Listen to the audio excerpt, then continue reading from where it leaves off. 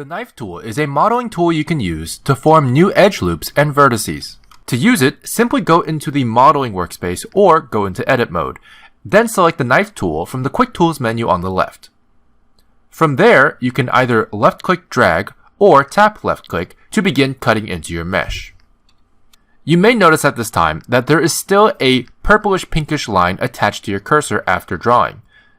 To disengage this knife tool drawing mode, simply double left click or press E. This will then allow you to continue drawing if you so choose. However, I do warn you not to right click during this stage as it will cancel the cuts you have just made. To fully confirm the cuts you have made, simply press spacebar or enter. As you can see, the visual style of the edge loops and vertices you have drawn have now matched the original mesh. This means they are fully applied. For further details about the knife tool, simply reference the bottom bar of the UI while you have the knife tool activated. Now, if you've ever wanted to cut anything in half, similar to a cross section, you would want to use the bisect tool, one of the knife tool's subtools. To use it, simply left-click drag the knife tool in the quick tools menu on the left. This will open up a submenu that includes bisect. Hover over the bisect option and release your left-click. From here, you can simply draw a line or cut across your mesh. This will represent where you want to cut your mesh in half. Afterwards, a gizmo should appear that will allow you to adjust your cut. However, the most important settings are in the operator panel in the bottom left-hand corner. Simply expand this and adjust the settings as you see fit. But most importantly, these checkboxes will allow you to fill the face that you cut open, as well as select which side of the cut you would like to keep. Both the knife tool and the bisect tool can be very helpful for editing your mesh.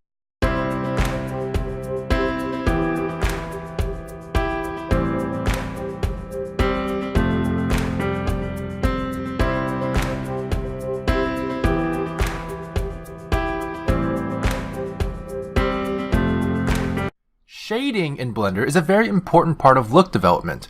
In order to get beautiful colors and lighting, you're gonna have to understand shaders. Let's start with the shading workspace. This workspace already tells us a lot about the shading workflow. To start off, the workspace automatically brings us into Look Dev mode in the viewport, a mode that approximates lighting with an environment texture to give the user a general idea of what their shader will look like without fully rendering it. The shader editor will display whatever shader nodes you have for the material of the object you have selected. You will notice that by default, if you select your default cube, there is already a basic shader node setup for you on your default cube's current material.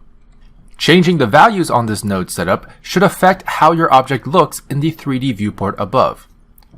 To change which materials you are editing, simply go here to the slot number dropdown. This is synced to your material list in the Materials tab in the Properties editor. Simply select a different material slot in the list to change the material you are editing in the shader editor. You can also replace the material in the current slot with an existing material using the material drop-down to the right of it. If you only have one material here, you can actually add more materials by pressing the plus icon.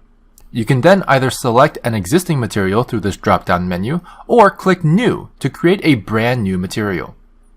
Another way to create new materials is by duplicating existing materials. To do that, you can press the New Material button, which looks like a stack of papers. Besides materials, the world also has a shader that affects the scene. To edit the world shader, simply change this drop-down menu from Object to World. The File Explorer here can be used at any time to navigate your hard drive for images and textures. To bring an image into your scene, simply left-click drag the file from the Explorer into any one of the three adjacent editors. Dragging an image file into the 3D viewport imports the image as a reference object. Dragging the image file into the shader editor will automatically add it as an image texture node. And dragging it into the image editor will display it for easy reference, annotation, and basic editing. One important thing about the shading workflow is the different render engines. If you go into the Render tab in the Properties editor, you'll notice there is a Render Engine drop-down menu. Under this menu, you'll find Eevee, Cycles, and Workbench. These are Blender's three different kinds of render engines, and they will affect how your shaders will look at render. Eevee is Blender's real-time render engine. It is extremely powerful and can render physically based shaders in real time, similar to a game engine. However, Cycles is a powerful render engine that, while slower, has slightly more accurate lighting when compared to Eevee. Luckily, Blender shares nodes between Eevee and Cycles, allowing you to work seamlessly between the two without converting any shaders. That being said, keep in mind that the lighting will still be slightly different. Workbench is Blender's preview render engine. Let's say you're working on an animation and you want to quickly render a preview animation instead of calculating all of the lighting and shaders. To do this, you can simply switch your render engine to Workbench and hit Render Animation. There is another way to do a preview render, which is to render your viewport, regardless of your render engine selected. You can simply go to View, Viewport Render. These options will render your viewport exactly as you see it. Now, some of you may notice that the viewport render output and the Workbench render output look very similar. This is because Workbench is the same engine that drives Solid View. Some of you may be wondering now why the Workbench engine is an option when we already have viewport rendering available. Well, the reason why Workbench exists as a selectable render engine is to separate the solid view options and the render output options for your preview renders.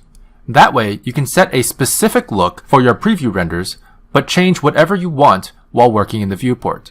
The Workbench render engine also automatically hides display overlays and renders through your active camera. Quick note, if you want to change the color of a material in Workbench, you won't be using nodes. Instead, you can go to the Materials tab of the object and change its viewport display color.